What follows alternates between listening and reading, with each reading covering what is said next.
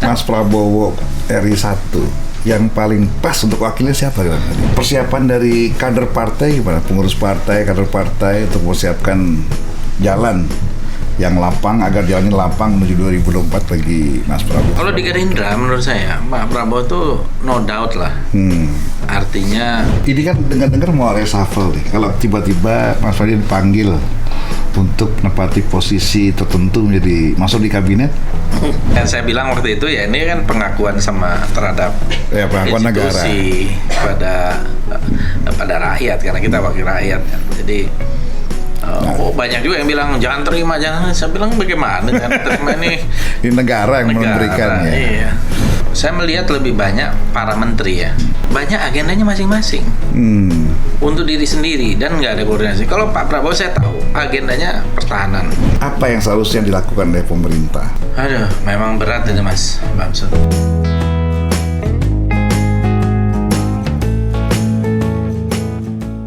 Are you ready?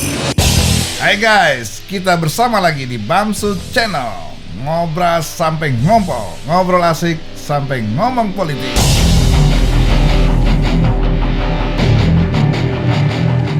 Saya niatnya baik, tapi masalahnya mungkin beliau ini adalah seorang aktivis yang nggak bisa menutup-nutupi apa yang dilihat, dirasakan, dan dinilainya tidak benar. Banyak. Kalau Mas Prabowo RI 1 yang paling pas untuk wakilnya siapa kali? Mas Bamsud aja. Kalau kita ingin jadi cita-citanya cuma sederhana, menjadi bapak yang baik dan suami yang baik. Jadi kalau saya lihat ini perubahan di politik di Indonesia itu last minute. Ini kan masih 4 tahun lagi nih. Menurut jadi masih panjang. Waduh, dinamikanya panjang. Belum lagi ini COVID ini ada. Nah, persiapan dari kader partai gimana? Pengurus partai, kader partai untuk mempersiapkan jalan yang lapang agar jalannya lapang menuju 2024 bagi Mas Prabowo. Karena sebagian besar memang rakyat kita berharap banyak kepada Mas. Kalau di Gerindra menurut saya Pak Prabowo tuh no doubt lah. Artinya kemarin pun terpilih secara aklamasi itu hampir nggak ada yang menolak satupun. Bisik-bisik menolak juga nggak ada itu. Karena semua memang oke, gitu ya? Semua oke. Jadi itu hal yang menurut saya sudah given gitu. Nah, tinggal semuanya di tangan Pak Prabowo juga. Pak Prabowo ini orang juga. Maksudnya yang saya tanya tuh bagaimana para kader, pengurus partai, elit partai mempersiapkan jalan lapang ini ke 2024 buat Mas Prabowo. Kalau itu udah pasti. Kalau Golkar sedang mempersiapkan. Nah, gimana kalau Gerindra? Kalau di Gerindra kalau semua ini berjalan dengan normal dengan baik ya, dengan nanti pandemi hilang dan sebagainya, saya kira peluang Pak Prabowo cukup besar. Tinggal Pak Prabowo-nya sendiri. Nah, Pak Prabowo ini kan orangnya. Nah, pertanyaan saya, lebih baik berhadapan nama ketua umum partai yang ada sekarang atau merangkulnya menjadi bersama-sama? Ketua umum yang sekarang. Ya, misalnya dengan Golkar, ya, misalnya dengan ketua umum Nasdem, misalnya dengan ketua umum PKB. Atau saya kira tergantung juga ini, Mas. Tergantung juga presidential threshold. Ya kalau misalnya Gerindra gimana posisinya kalau soal presiden thresholdnya? Kalau yang lalu sampai sekarang saya kira kita inginnya sebenarnya dihilangin aja. Ya kalaupun maksimal 10% gitu. Tapi kalau bisa hilang lebih bagus. Supaya tidak head to head. Kan nanti berarti ada 9 partai atau beberapa partai 9 partai yang berhak misalnya. Yang ideal itu 2 pasang atau 3 pasang? Kalau menurut saya lebih bagus, lebih banyak lebih bagus. Tapi sebanyak-banyaknya juga menurut saya nggak akan lebih dari 4 atau 5. Sebanyak-banyaknya, Mas. Ya, kalau 100% kemungkinan besar bisa 4. Ya, kalau 0 pun paling 5. Karena apa? Orang kan akan ngitung lah. Ya pasti jangan sampai kejadian di pilkada ini calon berhadapan sama kota kosong. Itu tidak boleh. Tapi kalau saya termasuk yang berpendirian sebaiknya threshold itu 0 atau dihapus supaya ibaratnya di meja ini banyak sajian. Tinggal memilih menunya. Iya, siapa tahu tiba-tiba Mas Bamsud saya juga mau maju gitu kan. Enggak maksud saya kan ini generasi panggilan sejarah. Nah, Dan dengan begitu makin banyak kader-kader bangsa kan. Dan ya ini kan dengar-dengar mau reshuffle nih. Kalau tiba-tiba Mas Fadli dipanggil untuk menempati posisi tertentu menjadi masuk di kabinet, kayaknya nggak ada gambaran. Saya dapat informasi. Saya ini dianggap tukang kritik. tapi kemarin kan waktu di sana Mas, saya waktu kita nerima bintang jasa, bintang Mahaputra. Ya itu ngomong apa tuh? Kan akrab berarti bertiga sama Fahri. Ngobrol-ngobrol. Ya kan sama-sama kita kalau ngobrol itu saya kan ceplas-ceplos aja ngomong gitu, macem-macem lah. Nah, yang paling menarik apa? Yang dibicarakan bertiga sama Fahri dan Presiden? Kayak udah lupa sih. Ada lah beberapa, tapi saya juga lupa. Mungkin Fahri masih ingat. Tapi kita kan kalau ngomong sama Presiden ceplas-ceplos gitu. Banyak yang maksudnya kalau kita kritik ya kritik aja. Dan habis itu juga disuruh ikut apa ya, pintar juga lah Presiden ini ngasih tapi juga mau scoring kan. Ngasih apa? Ngasih bintang Mahaputra. Walaupun itu karena tugas kita. Artinya saya bilang waktu itu ya ini kan pengakuan terhadap pengakuan institusi negara pada rakyat, karena kita wakil rakyat kan. Jadi banyak juga yang bilang jangan terima. Saya bilang bagaimana jangan terima ini negara yang memberikan ya. Iya. Sebagai partai pendukung pemerintah, harapan Mas Fadlizon terhadap Pak Jokowi 3-4 tahun ke depan apa dalam rangka recovery ekonomi ini? Apa langkah-langkahnya?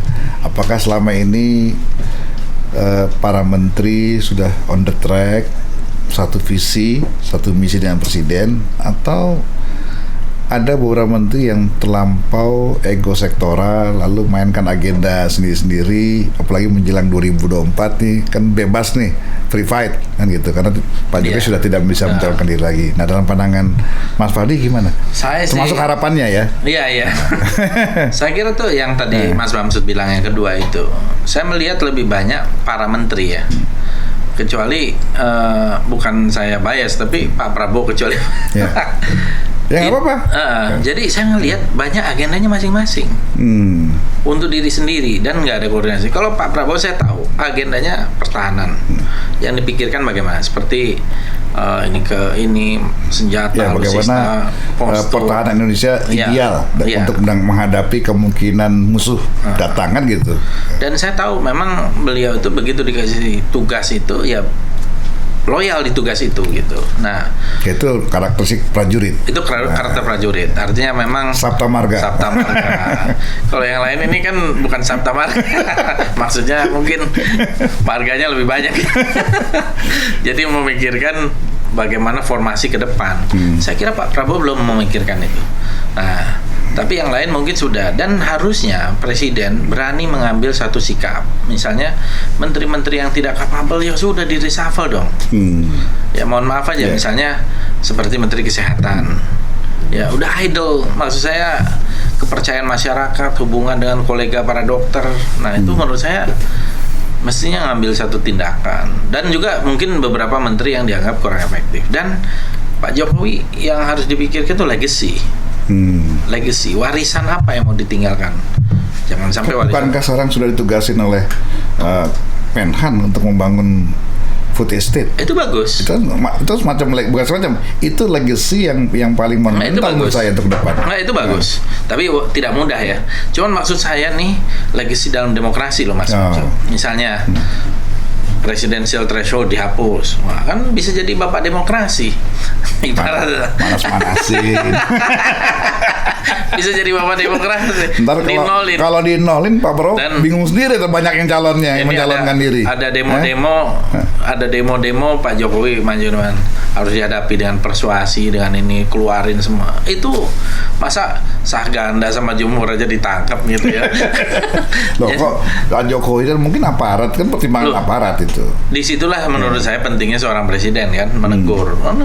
Satu ucapan itu selesai, udah jangan ini, kita baik-baik aja semua, ini kan selesai Mas Bamsud. Ya barangkali mungkin aparat mengundang bertanya, ya, kenapa beberapa tulisan misalnya terkesan, mungkin setelah diklarifikasi selesai keluar, mungkin ya. Iya, harusnya menurut saya ini kan kemarin narapidana dikeluarin 30.000. Ini dimasukin demonstran semua sekarang. Enak komen. Kebijakan itu kita serahkan kepada Kapolri, kepada pihak keamanan. Ini saya pengen ngomong sama Kapolri kayak begitu. Itu sudahlah, apalagi ini Pak Kapolri ini orang baik sebenarnya. Jadi harus juga meninggalkan legacy yang baik kan.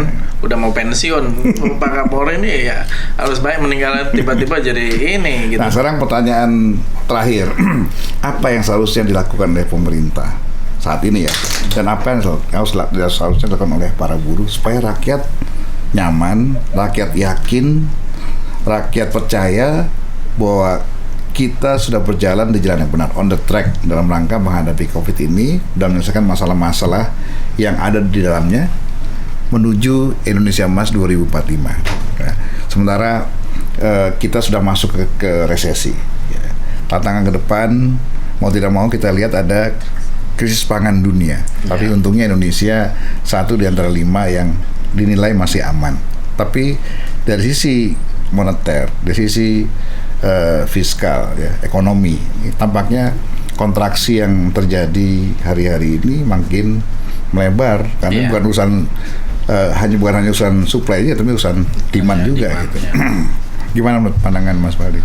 Aduh, memang berat itu Mas Bamsud. Kalau saya melihat ya, harus dicari orang-orang yang terbaik, terutama di bidang ekonomi dulu nih. Menurut saya ini hulunya nih sebenarnya ekonomi. Ibu Sri Mulyani ini kan berkali-kali jadi menteri terbaik gitu. Kalau versi Rizal Ramli ini menteri terbalik. Nah, kalau saya sih bilang mungkin dia terbaik bagi pihak asing, gitu. Tapi bukan untuk Indonesia. Ya kan yang menilai orang asing. Inilah yang terbaik karena dia menguntungkan kita, gitu. Jadi saya wajar juga dia menerima yang terbaik itu dari kacamata asing ya. Nah, tapi kalau saya melihat elemen-elemen seperti buruh, tani dan lain-lain itu sebenarnya sangat mudah untuk dirangkul kalau keinginan mereka didengar gitu Mas. Saya melihat concern mereka itu kan ini masyarakatnya elemennya paling besar nih, buruh, tani, nelayan, gitu loh, pedagang pasar, pedagang. Ya, dampaknya ke mereka cukup besar. Jadi menurut saya tuntutannya juga kan tuntutan mereka sebenarnya nggak besar-besar amat, gitu loh. Ibaratnya kalau tadi hitung-hitungan pesangon ya cuman berapa ini sih gitu, atau itu dinegosiasikan seperti apa, apalagi kalau kayak cuti, hamil dan sebagainya, walaupun itu di naskah baru nih ada beberapa perubahan. Katanya menurut versi beberapa kawan yang tidak tercantum dalam Undang-Undang Cipta Kerja itu mengacu pada Undang-Undang Ketenagakerjaan soal hak cuti, hak macam-macam. Bahkan yang paling serius adalah hak pesangon yang awalnya 32 kali, tapi pelaksanaannya sebelumnya itu nggak pernah terlaksana 32 kali. Karena itu kan diserahkan kepada kemampuan perusahaan. Bisa kadang-kadang paling tinggi 7-10%. Nah, tapi yang sekarang ini walaupun 25 kali, tapi real katanya. 6 kalinya disediakan oleh pemerintah, 19 kalinya oleh perusahaan dengan sanksi yang lebih tegas. Menurut saya kalau komunikasi ini lancar dijelaskan pada para pihak termasuk buruh, rasanya ya justru itu persoalannya, komunikasinya tidak tuntas, interrupted gitu loh. Kayak kemarin tuh harusnya menurut saya diperpanjang aja, jangan sambil dipercepat. Komunikasi politik kan masih ada waktu 3 hari dari tanggal 5 ke tanggal 8 gitu. Siapa tahu justru dicapai kesepakatan, apalagi yang mau diubah, apalagi di situ yang mau ada adjustment gitu kan. Enak gitu Mas. Ini yang menurut saya kemarin itu agak terburu-buru, agak tergesa-gesa gitu dari sisi prosedur. Dari sisi substansi seperti saya bilang, niatnya mungkin ada niat baik, yaitu memangkas perizinan, mendatangkan investasi, walaupun secara global kita melihat ya belum tentu ini menjadi obat gitu, belum jadi panacea, belum jadi obat mujarab lah. Yakin kita bisa keluar dari krisis ini Mas? Saya sih tingkat resilience kita itu kan kuat ya. Sebenarnya kalau ada kebijakan yang tepat, nah gitu, good governance dan correct leadership, dan juga ini saya yakin sih bisa. Bisa lebih cepat. Bisa lebih cepat. Banyak sebenarnya berapa lama yang Mas Fadi bisa prediksi apakah 2 tahun bisa recovery, 3 tahun? Mungkin bisa lebih cepat dari 2 tahun ya, karena kita itu kan kekuatan kita dikonsumsi. 270 juta. Iya. Nah, kalau konsumsi ini jalan, menurut saya lebih cepat mungkin recovery kita. Nah, justru menurut saya harusnya kita fokus kepada domestic domestic market. Ya tapi kan daya beli masyarakat lagi menurun sekarang. Ini yang justru dengan beberapa intervensi kebijakan itu. Jadi ini getting intervention right. Bagaimana intervensi itu tepat gitu loh. Jangan yang untung ini tadi sebagai contoh itu. Padahal ini rakyat bisa untung. Bagi aja uang BLT. Ya sekarang memang kan bantuan-bantuan pemerintah terhadap rakyat itu kemungkinan besar lebih besar nanti kepada bantuan tunai langsung. Nah, kemudian agar apa? Agar bisa menumbuhkan daya beli masyarakat. Hidup kan? Itu kayak kemarin kartu prakerja. Itu berapa triliun? Hilang begitu saja. Masa hilang? Ya menurut saya hilang. Habis dia ini terus ngapain? Training. Yang sebenarnya di internet bisa gratis, ini harus bayar melalui seperti itu. 5, berapa sekian triliun tuh? 5,6 triliun. 5,6 triliun. Coba bayangkan itu kalau dibagi ke UMKM, ke koperasi, ke warung Tegal atau kemana, ke pedagang pasar, waduh. Dahsyat. Kembali ke tadi, kalau diminta jadi menteri siap nggak? Nah, saya kan kayaknya nggak ada. Kira-kira menteri apa yang cocok? Nggak ada potong. Kalau aku lihat sih menteri dalam negeri kayaknya. Luar negeri. Ini yang paling penting. Kita kalau jadi wakil rakyat ya kita menyuarakan suara rakyat kan gitu. Ini yang lagi diperlukan. Carilah orang-orang yang terbaik, Mas. Itu mungkin Mas Bamsud sebagai ketua MPR tuh perlu beritahu, cari yang terbaik, krem de la krem. Ya. Jadi walaupun Mas Fadlizon memiliki pandangan yang berbeda karena beliau memiliki latar belakang, background yang juga luar biasa, banyak juga berada di luar negeri, pendidikan juga di London ya, dan memiliki pandangan yang luas. Agak sedikit berbeda dengan partainya sendiri, tapi bagaimana juga keputusan sudah diambil. Mas Fadlizon sebagai kader partai, anggota DPR, ya pasti harus bersama-sama bergandeng tangan dengan partai-partai pendukung pemerintah lainnya untuk mensukseskan pemerintahan ini. Ya. Suka tidak suka, kita sama-sama mensukseskan sampai 2024. Nah, gini Mas, saya koreksi. Kalau di partai Gerindra itu lumayan bebas. Walaupun ketika keputusan, jadi kritik-kritik di dalam tuh dinamikanya boleh lah. Jadi boleh ambil keputusan untuk Omnibus Law. Udah. Kan kita kritik kan juga termasuk prosedur dan sebagainya. Beberapa substansi. Tidak mempermasalahkan. Di dalam kan sebelumnya juga sudah cukup banyak masukan-masukan dan catatan-catatan dari Gerindra ke Balik itu.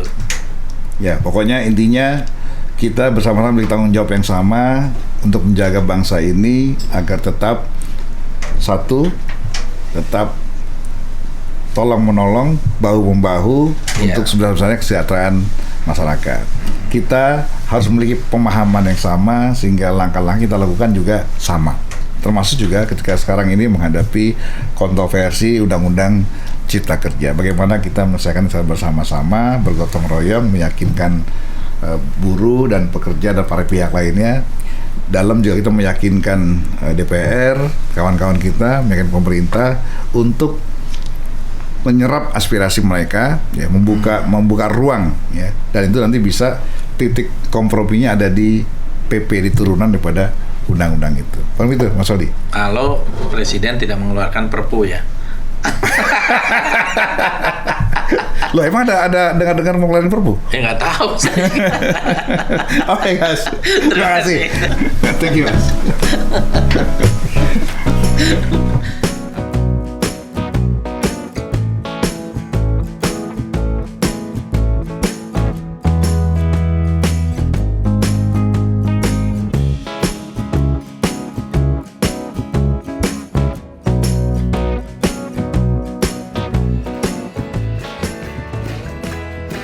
Bro and sis, jangan lupa subscribe, like, comment, and share. Dan terima kasih sudah menonton di channel ini. Salam, sampai jumpa lagi.